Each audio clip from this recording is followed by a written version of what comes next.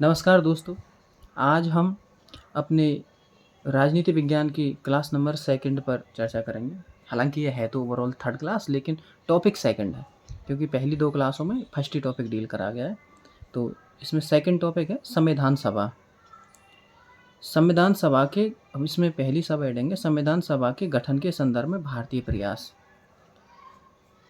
इसमें यहाँ पर सबसे पहले जो प्रयास किया गया था वो बाल गंगाधर तिलक जी ने 1895 में करा था। उसके बाद मदन मोहन मालवीय जी ने 1918 में, महात्मा गांधी ने 1922 में और मोतीलाल नेहरू रिपोर्ट आई थी 1928 में। इन चारों में जो मांग करी गई थी वो थी अनौपचारिक मांग। लेकिन जो प्रथम औपचारिक मांग करी गई थी, प्रथम बार औपचारिक मांग, वो एम एन रॉय, मानवेंद्र नाथ रॉय ने 1934 में करी थी। और ये सबसे इम्पोर्टेंट है, कई दफ़े ये पेपर में आ चुका है ये वाला, कि पहली बार औपचारिक मांग किसने करी थी। अभी हम देखेंगे कि औपचारिक और अनौपचारिक मांग में क्या अंतर है। उसके बाद मांग करी थी स्वराज पार्टी ने 1934 में। ये भी बहुत ज़्यादा इंपॉर्टेंट है, सबसे ज़्यादा जो आती है यहाँ से ये एम एन रॉय वाला और ये स्वराज पार्टी वाला, ये दो आते हैं सबसे ज़्यादा। इसके बाद भारतीय राष्ट्रीय कांग्रेस, इंडियन नेशनल कांग्रेस, इन्होंने 1935 में करी थी। अब हम देख लेते हैं औपचारिक और अनौपचारिक मांग में क्या अंतर होता है। औपचारिक का मतलब होता है ऑफिशियल, मतलब आप ऑफिशियली किसी बात को दर्ज करा रहे हो कि हाँ हमें चाहिए। जबकि अनौपचारिक मांग है कि ऐसे ही कभी भी कैजुअली कह दिया कि किसी और बात पे बात और टॉपिक पर बात हो रही थी और संविधान सभा की मांग कर दी। डायरेक्ट कोई मतलब इनका संबंध नहीं होता। जैसे कि बाल गंगाधर तिलक हैं, ये 1895 में स्वराज विधेयक पर बोल रहे थे, तभी इन्होंने इस बारे में बात करी थी। तो ये जो ऊपर की मांगे हैं चार, ये अनौपचारिक हैं, ये औपचारिक है, ये भी औपचारिक है, और फिर तो औपचारिक है बाद की उसकी। पर ये क्योंकि पहली दो हैं, पार्टी के रूप में बात करें तो भारतीय राष्ट्रीय कांग्रेस आंसर नहीं है पहली बार मांग करने वाली। पहली बार पार्टी के रूप में स्वराज पार्टी ने मांग करी। और स्वराज पार्टी हिस्ट्री में पढ़ते ही हैं कि मोतीलाल नेहरू और चित्तरंजन दास ने इसकी स्थापना करी थी। बाकी अलग अलग चीज़ें बहुत सारी वो हिस्ट्री की है, पॉलिटी में इतना ही है। इसके बाद चलते हैं कि ये वाला तो था भारतीय संविधान, मतलब संविधान सभा के गठन के संदर्भ में भारतीय प्रयास। अब देखते हैं कि अंग्रेजों ने क्या प्रयास किए थे इसके बारे में।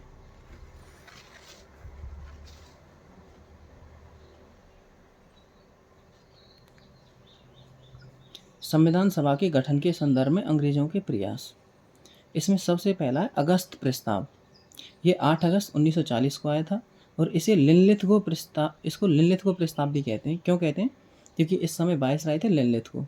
और ये जो लिनलिथगो थे ना, ये 1936 से 43 के बीच में रहे थे। कई सारे काम करे हैं और ये डेट भी याद रखना, क्योंकि कई बार ये वायसराय है ना, इनके बीच में जो काम हुए तो पूछ लेते हैं किस वायसराय के समय हुए थे। अब इसमें क्या बात कही गई थी कि द्वितीय विश्व युद्ध के पश्चात भारत में एक संविधान सभा का गठन किया जाएगा, ये बात कही थी। और भारतीय राष्ट्रीय कांग्रेस और मुस्लिम लीग दोनों द्वारा अस्वीकार कर दिया गया इसे। क्यों अस्वीकृत करा गया था? कि भाई तुम्हारा उद्देश्य है कि भारतीयों से द्वितीय विश्व युद्ध में समर्थन प्राप्त करना, हमारे लिए संविधान सभा बनाना नहीं है। तुम तो ऐसे ही कह रहे हो द्वितीय विश्व युद्ध बात करेंगे, बात को टालने वाली बात है। तो दोनों ने इसको अस्वीकृत कर दिया था। अगला है क्रिप्स मिशन 1942। ये क्रिप्स है, ये सर स्टैफर्ड क्रिप्स से आया है। अभी आगे एक हम कैबिनेट मिशन पढ़ेंगे तो उसमें अच्छे से समझेंगे क्रिप्स कौन थे।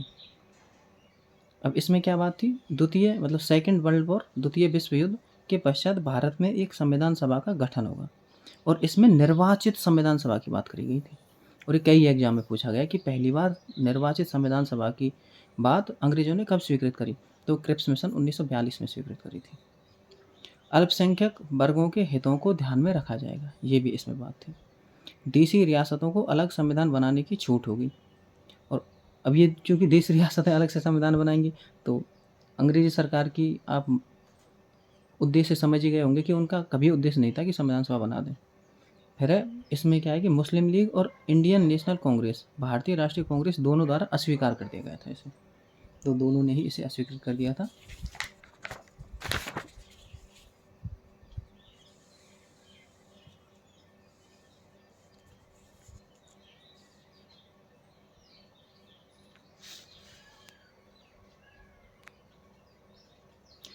और गांधी जी ने जो क्रिप्स मिशन 1942 है इसके बारे में कहा था कि ये पोस्ट डेटेड चेक है, अर्थात एक ऐसा चेक है जिसकी तिथि निकल गई है। जैसे आज तारीख है, जो भी ये मान लेते हैं, आज तारीख है 22 सितंबर, तो इसकी जो डेट थी वो 20 सितंबर थी, तो आज तो इसकी डेट निकल ही गई। तो ऐसा करके था कुछ, ऐसे महात्मा गांधी ने कहा था इसके बारे में। तो अब हम अगला देखते हैं कि कैबिनेट मिशन, और ये सबसे इम्पोर्टेंट है, इस पर हज़ारों बार क्वेश्चन आए अलग अलग स्टेट के एग्जामों में, स्टेट पीएससी हो या फिर छोटे मोटे एग्जाम हो, सब में क्वेश्चन आते हैं भर भर के, इससे अलग कोई क्वेश्चन भी नहीं आते। 1946 में आया था। इसमें 3 व्यक्ति थे, एक थे पैथिक लॉरेंस, स्टेफर्ड क्रिप्स और ए बी अलेक्जेंडर। इसमें ये पैथिक लॉरेंस है, ये भारत सचिव थे। भारत सचिव मतलब इंग्लैंड में जो बैठता था, भारत के प्रशासन को देखता था, वो व्यक्ति, वो थे पैथिक लॉरेंस, और ये कैबिनेट मिशन के अध्यक्ष भी थे। फिर थे स्टेफर्ड क्रिप्स, ये उनके ट्रेड मिनिस्टर थे, व्यापार मंत्री थे। ये हमारे नहीं थे, ये इंग्लैंड के थे। ए बी अलेक्जेंडर, ये नौसेना मंत्री थे। तो ये 3 लोग थे। और ये जो स्टेफर्ड क्रिप्स हैं, व्यापार मंत्री हैं, इन्हीं के नाम पर क्रिप्स मिशन था, ये पहले आए थे, बाद में फिर ये 3 लोग आए थे। अब इसमें जो प्रावधान है, भारत में केवल एक संविधान सभा होगी, अर्थात जो पाकिस्तान की मांग हो रही थी उसे इन्होंने खारिज कर दिया था कि पाकिस्तान कुछ नहीं बनेगा, कि एक ही संविधान सभा होगी। आगे देखेंगे कि फिर अलग से एक माउंटबेटन योजना आती है, उसमें पाकिस्तान को, पाकिस्तान मतलब भारत के विभाजन का प्रस्ताव पेश किया जाता है। संविधान सभा में सदस्य होंगे इसके अनुसार 389, प्रति 10 लाख की आबादी पर एक। ये भी क्वेश्चन आया है, ये भी क्वेश्चन आया है, ये भी क्वेश्चन आया है। पृथक निर्वाचक मंडल, ये कैबिनेट मिशन की बात हो रही है, मुस्लिम्स के लिए दिया गया था और सिखों के लिए पंजाब में दिया गया था ओनली, ये ध्यान रखना, पंजाब की बात हो रही है, पूरे भारत में नहीं था, बाकी और सब सामान्य में आते थे। आनुपातिक प्रतिनिधित्व के आधार पर यहाँ पर चुनाव होने की बात करी गई थी। अब हम देखते हैं 389 जो सीट हैं उनके बारे में।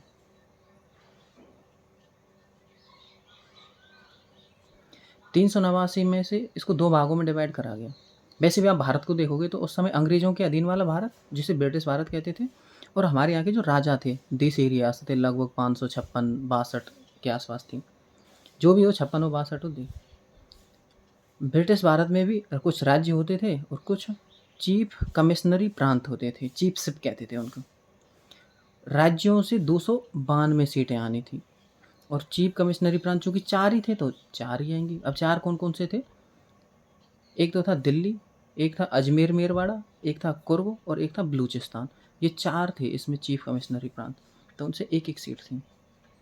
और यहाँ से निर्वाचित होने थे, मतलब इलेक्शन होना था यहाँ पर। देसी रियासतों से 93 सीटें थीं, और वहाँ से जो देसी रियासत का राजा होता था उसके द्वारा मनोनीत किए जाते थे। तो इसको 93 को, 292 को और 4 को जोड़ लेना, ये 389 हो जाएगा। अब इससे आगे चलते हैं।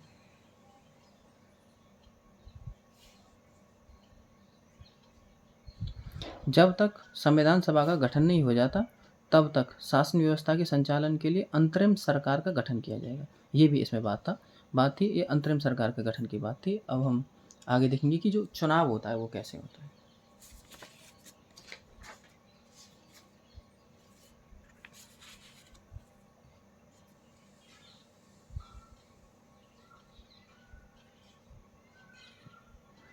अब संविधान सभा के लिए चुनाव हुए, तो चुनाव कितनी सीटों पर होंगे? 296 सीटों पर, क्योंकि जो 93 सीटें हैं वो तो देसी रियासतों के राजाओं द्वारा मनोनीत होनी है, तो ठीक है। ये 296 सीटों पर ही चुनाव हुए। और कब हुए थे चुनाव? जुलाई 1946 में। विधि क्या थी? अप्रत्यक्ष विधि थी। कैसी थी अप्रत्यक्ष? समझिए, प्रांतीय विधानमंडलों के सदस्यों द्वारा चुने जाने थे, मतलब उनके सदस्य वोट डालते, बाकी कोई नहीं, जनता नहीं डालती इसमें वोट। पृथक निर्वाचन अधिकार किस किस को था? अभी देख लिया हमने, सिखों को, पंजाब में, मुस्लिम्स को, ये तो पहले। अब ये जो चुनाव हुए थे उसमें जीता की, मतलब कौन कितनी सीट जीत कर आया था? 296 सीटों पर हुए थे, जिसमें से INC, इंडियन नेशनल कांग्रेस, या फिर जिसे हम आज कांग्रेस कहते हैं, ये 208 सीट जीत कर आई थी।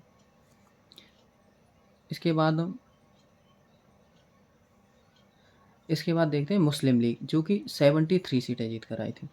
फिर स्वतंत्र उम्मीदवार, मतलब इंडिपेंडेंट जो होते हैं, वो 15 सीटें जीत कर आई थी।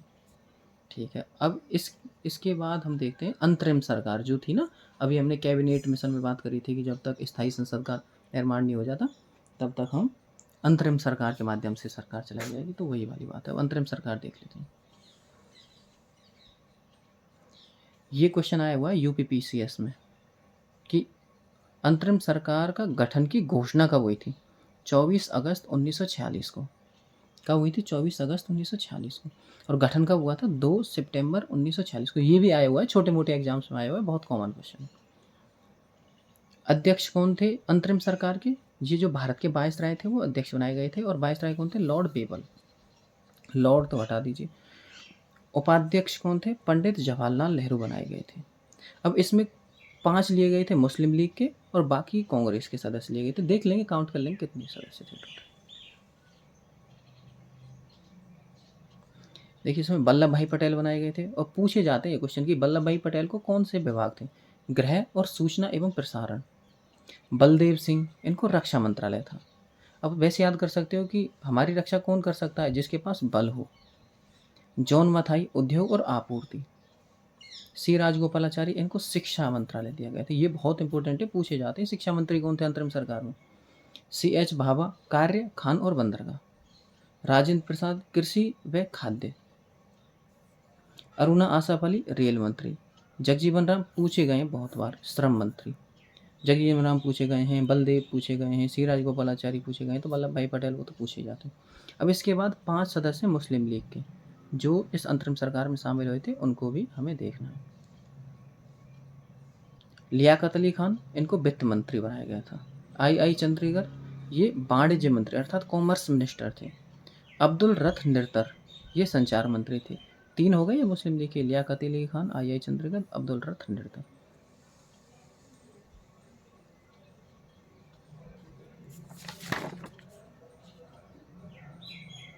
फिर है जोगेंद्र नाथ मंडल, इनको विधि मंत्री बनाया गया था, लॉ मिनिस्टर।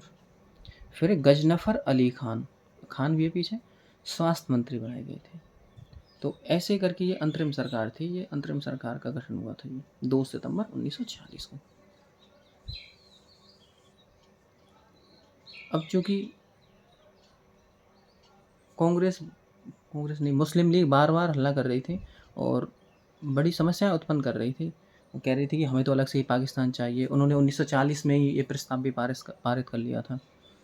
तो उसी आधार पर माउंटबेटन योजना आई थी। इसे 3 जून 1947 को लाया गया था और इसके अन्य नाम है डिकीवर्ड प्लान और 3 जून की योजना।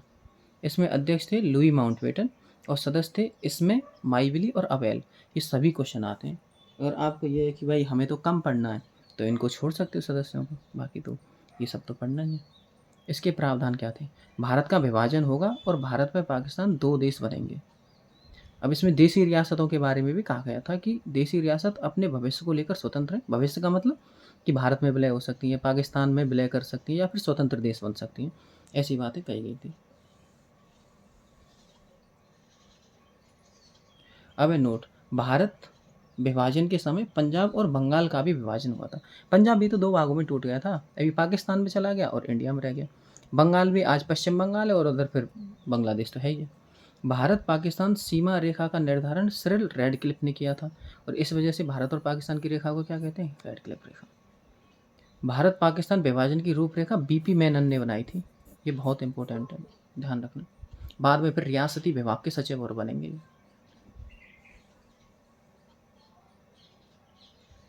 अब भारत का विभाजन के लिए ये योजना पेश करी गई, माउंटबेटन योजना, तो कुछ महत्वपूर्ण व्यक्तियों द्वारा कुछ स्टेटमेंट दी गई थी। वो बहुत इंपॉर्टेंट है, क्वेश्चन बहुत बार पूछा गया है। महात्मा गांधी जी ने क्या कहा था कि भारत का विभाजन मेरे मृत देह, देह का मतलब होता है शरीर, मतलब मरे हुए शरीर पर होगा, मतलब मैं जीते जी भारत के विभाजन को स्वीकार नहीं करूंगा। दूसरी बात इन्होंने कही थी, यदि कांग्रेस ने विभाजन स्वीकार किया तो मैं कांग्रेस से बड़ा आंदोलन खड़ा करने की क्षमता रखता हूँ। इसमें फिर दूसरे व्यक्ति आते हैं मौलाना अबुल कलाम आज़ाद। यदि कांग्रेस द्वारा विभाजन को स्वीकार कर लिया तो इतिहास कभी भी कांग्रेस को माफ़ नहीं करेगा, ये मौलाना अबुल कलाम आज़ाद ने कहा था। और एक बहुत इंपॉर्टेंट हिस्टोरिकल फिगर है ये मौलाना अबुल कलाम आज़ाद। बाद में फिर जब ये सरकार बनेगी, अभी अंतरिम सरकार, ये तो अभी बनी थी, एक सरकार बनी थी, एक स्वतंत्र भारत की अंतरिम सरकार बनेगी तो उसमें इन्हें शिक्षा मंत्री बनाया जाता है इन्हें।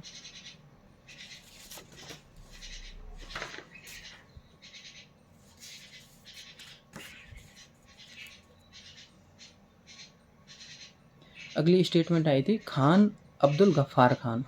इन्हें सीमांत गांधी के नाम से जाना जाता है और इन्होंने लाल कुर्ती आंदोलन चलाया था। हिस्ट्री में है पर वो बात है, इसलिए यहाँ पर वो कवर नहीं है। जिस प्रकार मुस्लिम्स के लिए एक अलग देश पाकिस्तान बना है, उसी प्रकार पठानों के लिए भी एक अलग देश पठानिस्तान होना चाहिए, ये कहा था खान अब्दुल गफ्फार खान ने। और ये सब चीज़ें पूछी जाती हैं। अब पंडित जवाहरलाल नेहरू जी ने क्या कहा था कि रोज़ रोज़ के सिर दर्द से अच्छा है कि सिर को ही कटवा दिया जाए। इसके बाद स्टेटमेंट है सरदार वल्लभ भाई पटेल की। ये जो स्टेटमेंट है ना, ये इन्होंने माउंटबेटन योजना से पहले दी थी। मतलब बार बार जब मोहम्मद अली जिन्ना कह रहे थे कि यार पाकिस्तान पाकिस्तान बनवाओ बनवाओ, तब उन्होंने कहा था। तो ये बाद की नहीं है, ये पहले की। बाकी की चारों स्टेटमेंट उसके बाद की है, तो ये पहले की है। उन्होंने कहा था जिन्ना अब विभाजन चाहें या ना चाहें, लेकिन हम विभाजन चाहते हैं। यदि अब विभाजन ना किया गया तो आने वाले समय में भारत के प्रत्येक सरकारी कार्यालय में एक पाकिस्तान होगा। तो ये सरदार वल्लभ भाई पटेल ने कहा था, और ये तत्कालीन परिस्थितियों को देखकर ठीक भी लगा, सही भी है। अब आगे हम देखते हैं संविधान निर्माण की प्रक्रिया। क्योंकि संविधान सभा का गठन हो चुका है, चुनाव हो चुके हैं, तो संविधान निर्माण की प्रक्रिया प्रारंभ होती है। ये हेडिंग तो आपने देख ही ली, इससे थोड़ा सा पूरे में फ्रेम में ले लेते हैं। अब पहली है 9 दिसंबर 1946। ये संविधान सभा की पहली बैठक हो रही है इस दिन।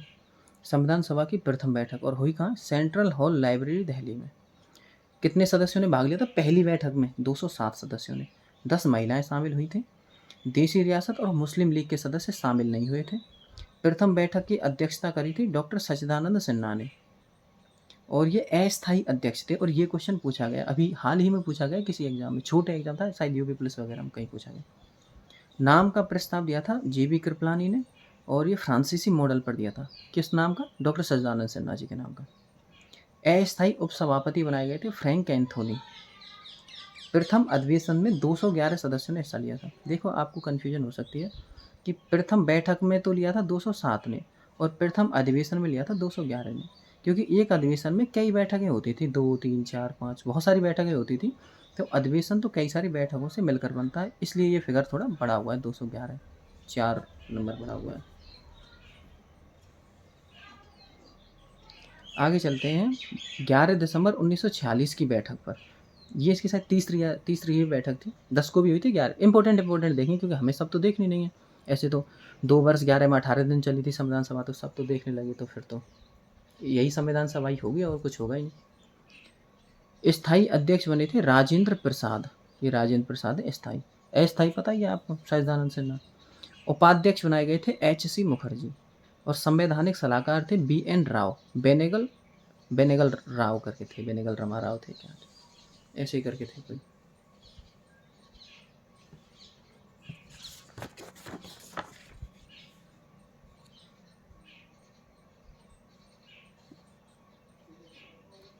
फिर अगली बैठक हुई थी 13 दिसंबर 1946 की। ये बैठक महत्वपूर्ण है बहुत ज़्यादा।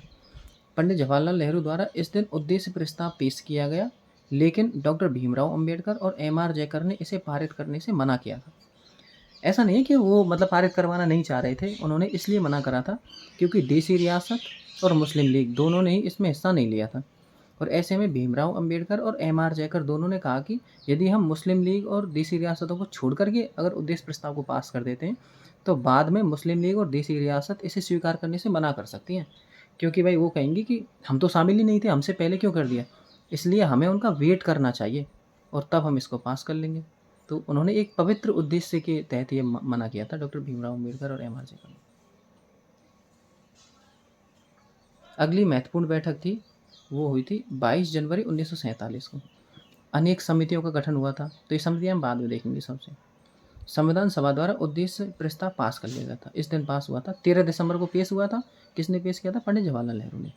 पास कब हुआ था? 22 जनवरी 1947 को। कितने दिन? लगभग 41 दिन लगे थे पास होने में।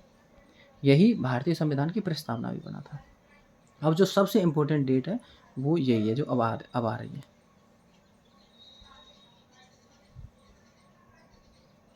29 अगस्त 1947। BN राव द्वारा तैयार किए गए संविधान के प्रारूप पर विचार विमर्श करने के लिए संविधान सभा द्वारा एक संकल्प द्वारा प्रारूप समिति का गठन किया गया था। ये बहुत इंपॉर्टेंट उद्देश्य पता चल गया इसमें, ठीक है।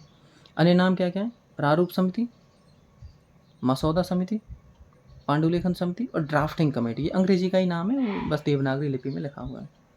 गठन हुआ था 29 अगस्त 1947 को। अध्यक्ष डॉक्टर भीमराव अंबेडकर। कब बनाए गए थे? 30 अगस्त 1947 को, अगले दिन बनाए गए थे। अब इसमें जो सदस्य हैं वो बहुत इंपॉर्टेंट है, याद रख लेना, कई बार एग्जाम में आ चुके हैं। जैसे कि एक सदस्य थे के एम मुंशी, जो कि एकमात्र मूल कांग्रेसी थे, और ये क्वेश्चन आ चुका है कि प्रारूप समिति के एकमात्र मूल कांग्रेसी ये के एम मुंशी थे। सैयद मोहम्मद सादुल्ला, कांग्रेस के तो कई थे लेकिन मूल कांग्रेस मतलब पहले से भी कांग्रेस में, बाद में भी कांग्रेस में। सैयद मोहम्मद सादुल्ला एकमात्र मुस्लिम लीग के सदस्य थे। अल्लादी कृष्ण स्वामी अय्यर, टी कृष्णामाचारी, वह कहते हैं डीपी खेतान की जगह आए थे। पहले डीपी खेतान थे लेकिन बाद में ये हट गए यहाँ से, या फिर कुछ एक्सपायर हो गए थे शायद, तो उनकी जगह पे टी कृष्णामाचारी आ गए। गोपाला स्वामी आयंगर और एन माधवराव, जो कि बी एल मित्र की जगह आए थे। पहले बी एल मित्र थे, तो कई बार पूछा जाता है बी एल मित्र की जगह कौन आए थे? एन माधवराव। डीपी खेतान की जगह कौन आए थे? टी कृष्णामाचारी। तो ऐसे करके आते, डायरेक्ट नहीं पूछा जाता डीपी खेतान ने क्यों छोड़ी थी सदस्यता, बी एल मित्र ने क्यों छोड़ी थी सदस्यता, ऐसे करके कोई क्वेश्चन अभी तक तो आया नहीं,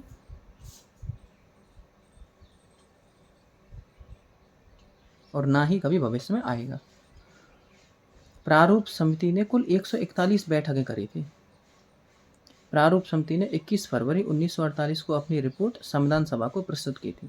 ध्यान रखना, एक टोटल 141 बैठकें 21 फरवरी 1948 को, और टोटल इसमें एक अध्यक्ष और 6 सदस्य थे। ये सब बातें आपको याद रखनी है।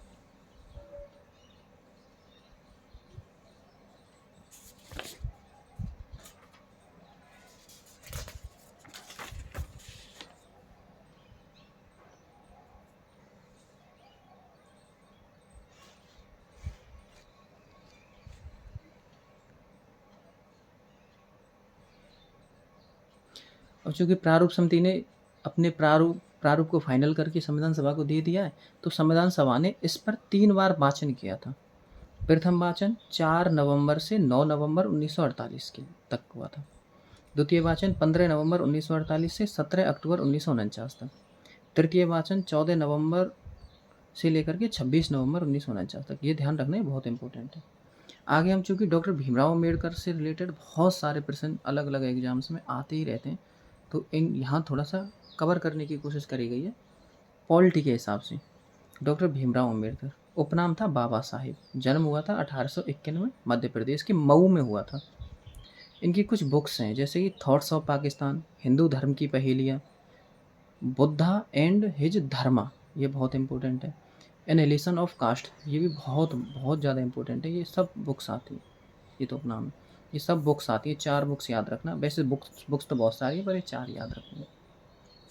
अगले इनके उपनाम, भारत के संविधान के जनक, ये क्वेश्चन अभी आया हुआ है, राजस्थान के किसी एग्जाम में आया है, राजस्थान के शायद हाई कोर्ट क्लर्क के एग्जाम में आया हुआ है शायद।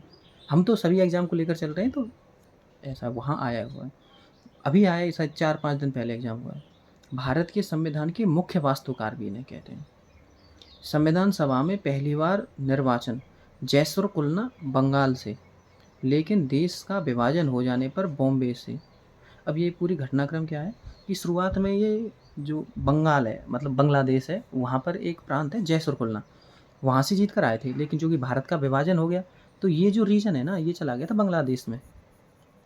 तो ऐसे में इनकी सीट भी बांग्लादेश में चली गई, पाकिस्तान में चली गई, मतलब बांग्लादेश तो तब था नहीं, पाकिस्तान में चली गई। तो उस समय डॉक्टर राजेंद्र प्रसाद ने एक पत्र लिखा था, बॉम्बे के प्रधानमंत्री थे बीजी खैर, और इनसे कहा था कि आप एक सीट रिक्त करिए, और ये सीट रिक्त करवाई गई थी एम आर जयकर की, और इस सीट से पुनः जीत कर आए थे फिर ये, तो दोबारा बॉम्बे से आए थे जीत कर। और ये प्रश्न आता है तो आपको अगर पूछे, जैसे कि पहली बार निर्वाचित होकर कहाँ से आए थे? जयसुर कुलना। दूसरी बार कहाँ से? बॉम्बे से। और ऐसे ना पूछे, सीधा ही पूछे संविधान सभा के सदस्य कहाँ से थे, तो आपको बॉम्बे उत्तर मारना है। एकदम क्लियर है, कैसे भी क्वेश्चन आ जाए।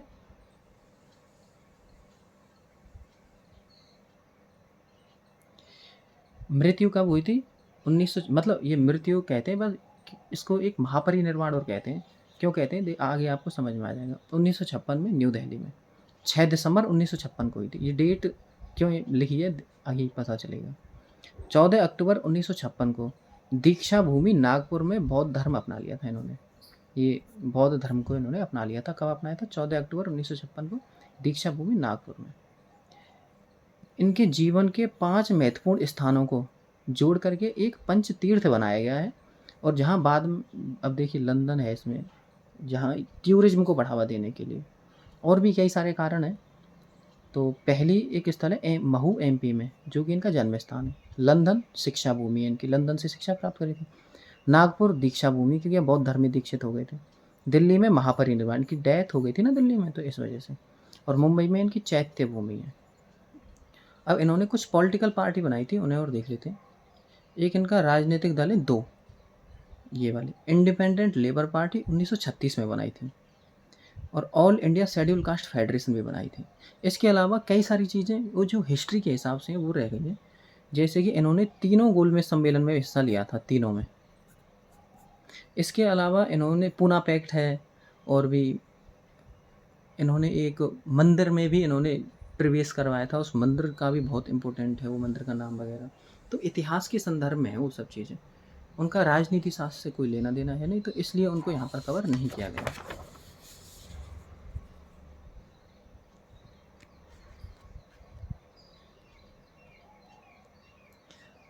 अब अगली है जो महत्वपूर्ण संविधान सभा की बैठक हुई थी 26 नवंबर 1949 को। भारतीय संविधान आंशिक रूप से लागू हुआ था, मतलब संविधान बनकर तैयार हो गया था इस दिन। अब इस दिन लागू नहीं करा पूरी तरह से, केवल संविधान के 16 अनुच्छेद लागू करे गए थे। कारण अभी आगे देखेंगे उन कारण। ये 16 अनुच्छेद कौन से हैं जो लागू करे गए थे? जो आर्टिकल 394 में लिखे गए हैं, वो 16 अनुच्छेद है। कौन कौन से ये लिखे हुए हैं यहाँ पर? 5, 6, 7, 8, 9, 60, 324, 366, 67, 379, 380, 388, 391, 392, 393, 394। याद नहीं करने, बस सरसरी निगाहों से देख लेने। अब चूंकि 26 नवंबर को संविधान लागू हो रहा है, पर पूरी तरह से तो लागू नहीं हो रहा है, तो इस वजह से इसे कहते हैं हम संविधान दिवस। लागू हुआ था इसे। अगला है 26 जनवरी 19। अब ये क्यों हुआ था ऐसा? क्योंकि पूरी तरह से लागू नहीं करा। क्या हुआ था कि 1929 में कांग्रेस की एक बैठक हुई थी लाहौर में, रावी नदी किनारे। तो उन्होंने तय करा कि आने वाली 26 जनवरी को हम भारत का स्वतंत्रता दिवस मनाएंगे। इस 26 जनवरी के महत्व को बरकरार रखने के लिए तो इन्होंने पूरी तरह से संविधान को 26 नवंबर को लागू नहीं किया, 26 जनवरी को लागू करेंगे। तैयार हो गया था 26 नवंबर को, पर लागू 26 जनवरी करते हैं। संविधान का निर्माण पूर्ण हुआ था 26 नवंबर 1949 को। समय लगा था 2 वर्ष 11 माह 18 दिन।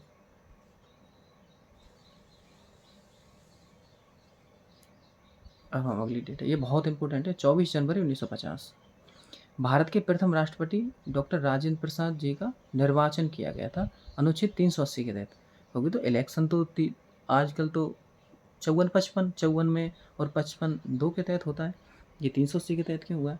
उस समय 380 के तहत हुआ था, क्योंकि तब देख रहे हो आप 24 जनवरी 1950 की बात है। संविधान तो बस 380 अनुच्छेद ही लागू करा गया था, 55-56 उस समय लागू किए नहीं गए थे। राष्ट्रपति के चुनाव में निर्वाचन अधिकारी कौन थे? HBR आयंगर थे। ये बहुत इंपॉर्टेंट है, ये बहुत कई सारे एग्जाम्स में आते हैं। भारतीय संविधान के सचिव कौन थे? वो भी ये HBR आयंगर ही थे। संविधान सभा दिन के समय संविधान निर्माण का कार्य करती थी, तथा रात के समय कानून निर्माण अर्थात संसद के रूप में कार्य करती थी। अंतरिम या अस्थायी संसद। जब ये संविधान निर्माण का कार्य करती थी तब तो इसके अध्यक्ष डॉक्टर राजेंद्र प्रसाद होते थे, और जब ये संसद के रूप में कार्य करती थी तब इसके अध्यक्ष होते थे गणेश वासुदेव मावलंकर। कई बार पूछा जाता है अंतरिम या अस्थायी संसद के अध्यक्ष कौन थे? GV मावलंकर भी कहते हैं, गणेश वासुदेव मावलंकर कहते हैं। इसी दिन का मतलब 24 जनवरी 1950 को राष्ट्रगान और राष्ट्रगीत को मान्यता मिली थी। बहुत इंपॉर्टेंट है, कई बार पूछा गया है। संविधान सभा की अंतिम बैठक 24 जनवरी 1950 को ही हुई थी, अंतिम बैठक हुई थी। इसी दिन भारतीय संविधान पर 284 सदस्यों ने हस्ताक्षर किए थे। प्रथम हस्ताक्षरकर्ता थे पंडित जवाहरलाल नेहरू, अंतिम हस्ताक्षरकर्ता थे डॉक्टर राजेंद्र प्रसाद।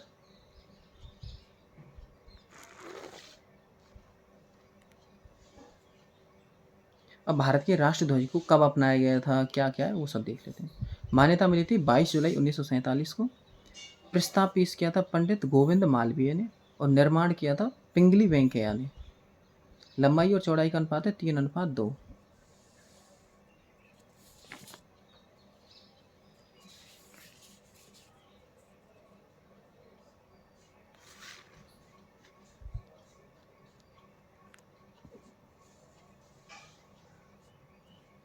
अब इसमें सबसे ऊपर केसरिया रंग है, उसके बाद सफ़ेद रंग है, उसके बाद हरा रंग है, और इसके बीच में जो अशोक चक्र है वो नीले नीले कलर से बना हुआ है। तो 4 रंग है टोटल। केसरिया रंग साहस, ताकत और बलिदान का प्रतीक है। सफ़ेद रंग सत्य, शांति, पवित्रता का प्रतीक है। हरा रंग समृद्धि, खुशहाली का प्रतीक है। अशोक चक्र मध्य में है, 24 तीलियां हैं और नीले रंग का है, और वो जो नीला रंग है वो गतिशीलता का प्रतीक है। तो कई बार ऐसे क्वेश्चन आ जाते हैं, तो उन्हें भी।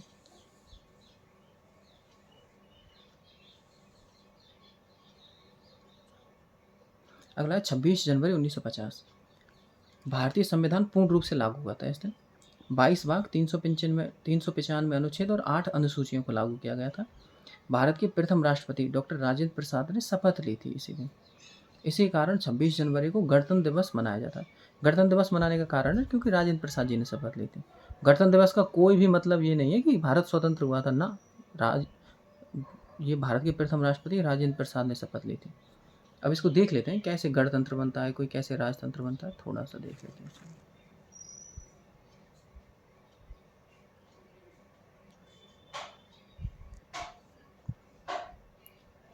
किसी भी देश का जो सबसे बड़ा पद है वो यदि वंशानुगत है तो उसे राजतंत्र कहते हैं, और वो यदि निर्वाचित है तो गणतंत्र कहते हैं।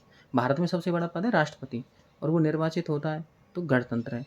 और इंग्लैंड में जो सबसे बड़ा पद है वो है राजा का, और वो चूंकि वंशानुगत होता है इस वजह से उसे राजतंत्रात्मक लोकतंत्र कहते हैं, और यहाँ पर गणतंत्रात्मक लोकतंत्र है। ये समझ में आ गया। अब हम देखेंगे संविधान सभा के महत्वपूर्ण तथ्य। संविधान सभा के अध्यक्ष कौन थे? अस्थायी थे सच्चिदानंद सिन्हा, स्थायी थे राजेंद्र प्रसाद। बाकी हम पूरी बातें कर चुके हैं, किसने प्रस्ताव पेश किया था, किस मॉडल पे किया था। यहाँ पे संविधान सभा के उपाध्यक्ष अस्थायी देख चुके हैं, फ्रैंक एंथोनी थे। स्थायी 2 थे, एस सी मुखर्जी और बी टी कृष्णामाचारी। संविधान सभा के कुल अधिवेशन हुए थे 11 + 1 = 12। क्यों लिखा है इसे 11 + 1? संविधान निर्माण के लिए पूछा जाए तो 11 हुए थे, और एक हुआ था हस्ताक्षर के लिए 24 जनवरी 1950 को। कुल बैठकें 165 हुई थी।